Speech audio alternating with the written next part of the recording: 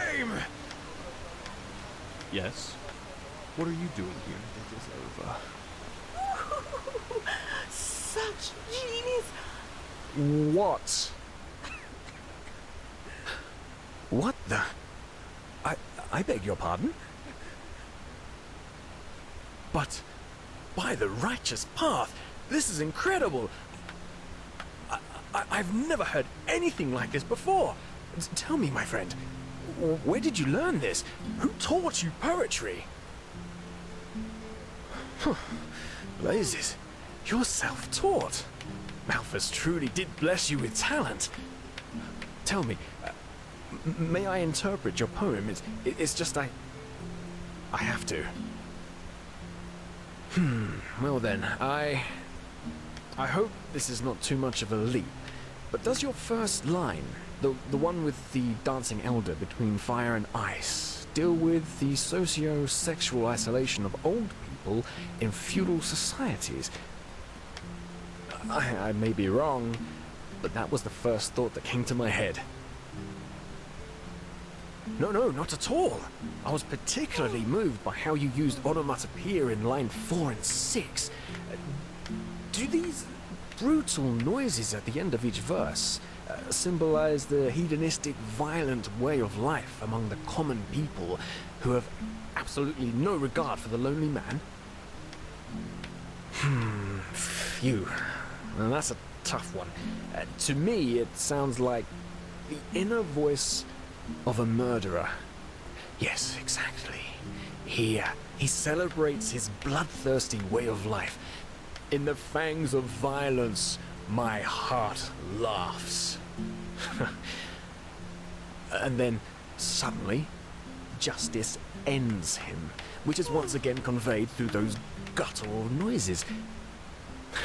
And I have to say, how you use the uneven number of verses as a metaphor for the discord that results from such a lifestyle is nothing short of brilliant.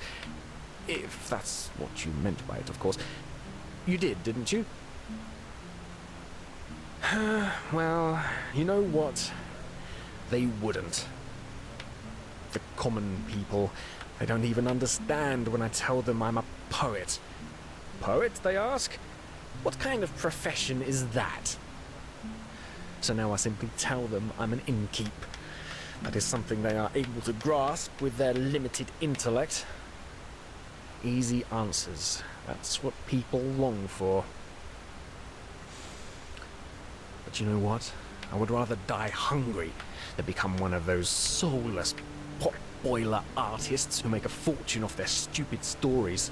Like, Jonas Schmid does. Do you know him? Mundane rubbish. That's all he writes, but you'll find it on every bookshelf. It's a disgrace. Pure and simple. What kind of question is that? How can something that so many people like not be rubbish? Of course! Not everyone has been blessed with an artist's intellect, you know. There are two kinds of writers.